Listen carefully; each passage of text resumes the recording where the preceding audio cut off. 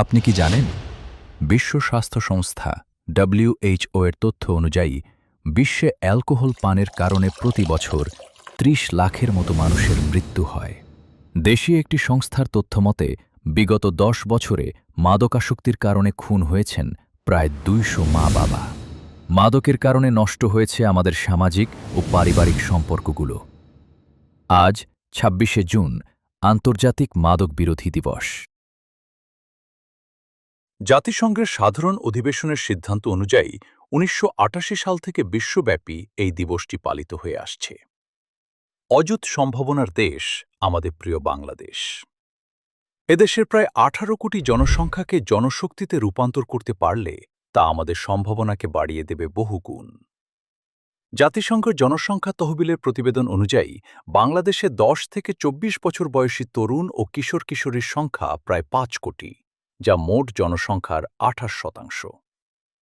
বাংলাদেশ পরিসংখ্যান ব্যুরোর রিপোর্টও বলছে, দেশের মোট জনসংখ্যার প্রায় ১/৩ ১৫ থেকে ৩৪ বছর বয়সী। এই তরুণ যুবশক্তিকে কাজে লাগিয়ে পৃথিবীর অনেক দেশই আজ উন্নয়নের শিখরে পৌঁছেছে। এই বিপুল যুবশক্তিকে যথাযথভাবে কাজে লাগিয়ে উন্নয়নের শিখরে পৌঁছানোর সুবর্ণ সুযোগ বাংলাদেশের সামনেও ছিল।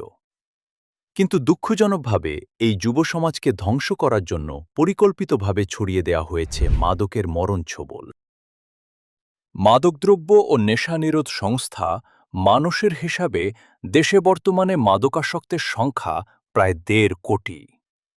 এর মধ্যে ১ কোটি তীব্র মাদকাসক্ত এবং বাকি ৫০ লাখ মাঝে মধ্যে মাদক সেবন করে। আশঙ্কাজনকভাবে বেড়েছে নারী মাদকসেবীর সংখ্যাও। আমাদের তরুণরাই আজ সবচেয়ে বেশি মাদকের ঝুঁকিতে রয়েছে। ৮০% মাদক ব্যবহারকারীর বয়স ১৮ থেকে ৩৫ বছরের মধ্যে। আরও ভয়ঙ্কর তথ্য হল, মাদক চোরাচালান এবং পরিবহনের কাজে এখন অবুঝ শিশু ও নারীদের ব্যবহার করা হচ্ছে। পরিসংখ্যান অনুযায়ী দেশের মোট জনসংখ্যার প্রায় ৮.৭৫% মানুষ মাদকসেবী, অর্থাৎ গড়ে প্রতি ১২ জনে ১ জন। একজন মাদকসেবী বছরে গড়ে ৫৬,০০০ টাকা মাদকের পেছনে খরচ করে। সেই হিসাবে বছরে ১,২০,০০০ কোটি টাকা স্রেফ মাদকের পেছনে উবে যাচ্ছে, যা দেশের অর্থনীতির জন্য এক বিরাট ধাক্কা।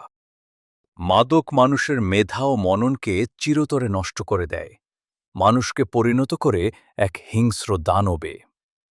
আজকের সমাজে ঘটে যাওয়া হত্যা, ধর্ষণ, চুরি, ডাকাতি, ছিনতাই সহ বিভিন্ন সামাজিক অবক্ষয়জনিত অপরাধের একটি বড় অংশই এই মাদকাসক্তির প্রত্যক্ষ কুফল।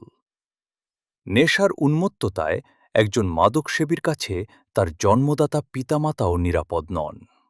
ভৌগোলিক কারণে বাংলাদেশ মাদক পাচারের আন্তর্জাতিক রুট গোল্ডেন ট্রায়াঙ্গেল ও গোল্ডেন ক্রিসেন্টের মাঝখানে অবস্থিত। ফলে মাদক পাচারকারীরা এদেশের অরক্ষিত সীমান্ত এলাকাকে তাদের ট্রানজিট পয়েন্ট হিসেবে ব্যবহার করে।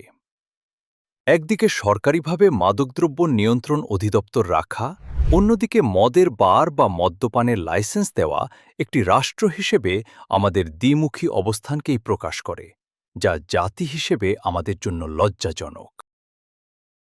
বিশ্লেষণ করলে দেখা যায়, বেশিরভাগ ক্ষেত্রে অসৎ সঙ্গের প্ররোচনায় ছোটখাটো নেশার মাধ্যমে তরুণরা এই অন্ধকার জগতে পা বাড়ায়। অথচ ছোটবেলা থেকে সন্তানদের সতর্ক করা এবং নৈতিক ও ধর্মীয় শিক্ষা প্রদানের মাধ্যমে পিতামাতা তাদের সন্তানদের মধ্যে এই মরণ ব্যাধির বিরুদ্ধে প্রতিরোধ গড়ে তুলতে পারেন। মানুষকে মাদক থেকে বাঁচাতে তাকওয়া বা আল্লাহর ভীতি এবং ইসলামী অনুশাসন সবচেয়ে বড় ভূমিকা পালন করতে পারে।